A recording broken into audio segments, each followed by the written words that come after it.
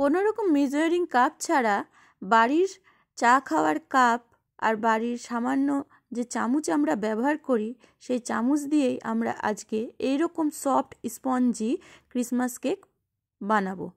তো চলুন তবে শুরু করা যাক। আজকের রেসিপি হলো নরম তুলতুলে এই ক্রিসমাস কেক। তো এই কেকটা আমি আজকে ডিম দিয়ে বানাবো। তো তার জন্য আমি প্রথমে কিছু ড্রাই ফ্রুটস নিয়ে নিয়েছি।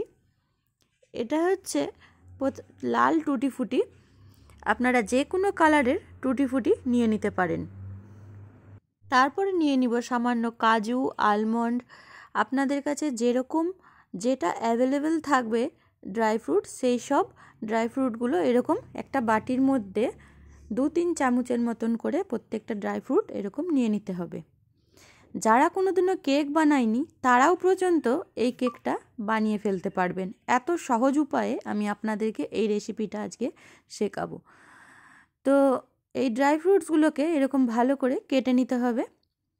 কেটে নেওয়ার পরে সামান্য একটু ময়দা দিয়ে এটাকে ময়দা কোটিং করে রেখে দিতে হবে। এখানে 1-2 চামচের মতন ময়দা দিতে হবে। এখানে দেখতে পাচ্ছেন বেশ কিছুটা আমি ড্রাই ফ্রুটস এরকম কেটে রেখেছি।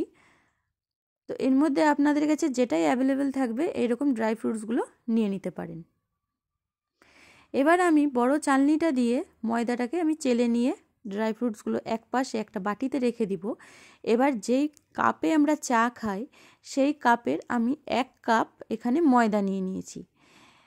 এখানে এটা 120 গ্রামের মতন ময়দা আছে। এবার যেই চামচে আমরা বাড়িতে চামচ ব্যবহার করি সেই চামচের 1 চামচ বেকিং পাউডার আর 1/2 চামচ নিয়ে নিলাম বেকিং সোডা। এটা কিন্তু খাওয়ার সোডা নয়, এটা হচ্ছে বেকিং সোডা। তো এই মাপটা আপনাদেরকে মনে রাখতে হবে। 1 কাপ ময়দা, 1 চামচ বেকিং পাউডার আর 1/2 চামচ বেকিং সোডা দিয়ে এক পাশে রেখে দিতে হবে।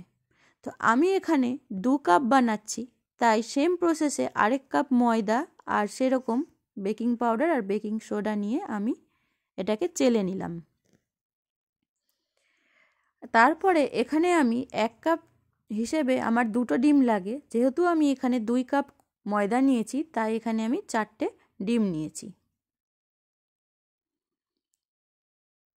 এই কেকটা এত স্পঞ্জি আর এত টেস্টি হয় খেতে যে না বানালে বুঝতেই পারবেন না, খুবই সুন্দর হয়। আর এখানে আমি নিয়েছি 3/4 কাপ চিনি। তো যেহেতু আমার 2 কাপ ময়দা সেখানে 3/4 কাপ আমি দুবার আমি চিনি নিয়েছি। আর 1/2 কাপ নিয়েছি তেল। আর 1 কাপের আন্দাজে নিতে গেলে 1/4 কাপ আপনাদেরকে তেল নিতে হবে। এবার এটাকে ভালো করে মিক্স করে নিতে হবে। এটা হচ্ছে আমাদের রাইস ব্র্যান্ড অয়েল ছিল। এবার দিয়ে দিলাম আমি 1/2 টিস্পুনের মতন ভ্যানিলা এসেন্স। ভ্যানিলা এসেন্সটা অবশ্যই দিবেন, তাহলে ডিমের গন্ধটা কেটে যায় আর খেতে খুব সুন্দর লাগে।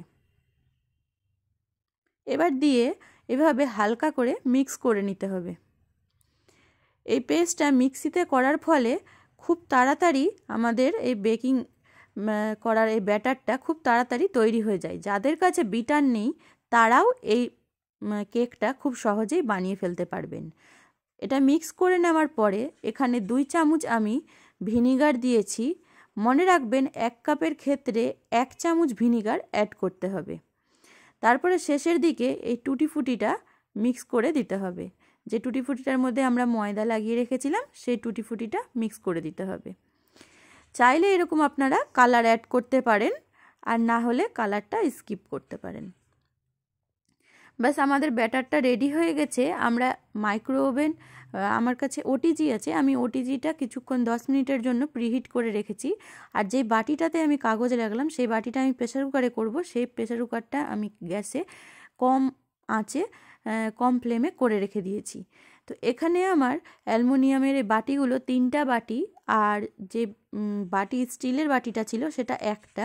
টোটাল আমার এই 2 কাপে 4টা কেক তৈরি হবে। এইভাবে আমি সমান মাপ করে প্রত্যেকটাতে ব্যাটারটা ঢেলে দিলাম।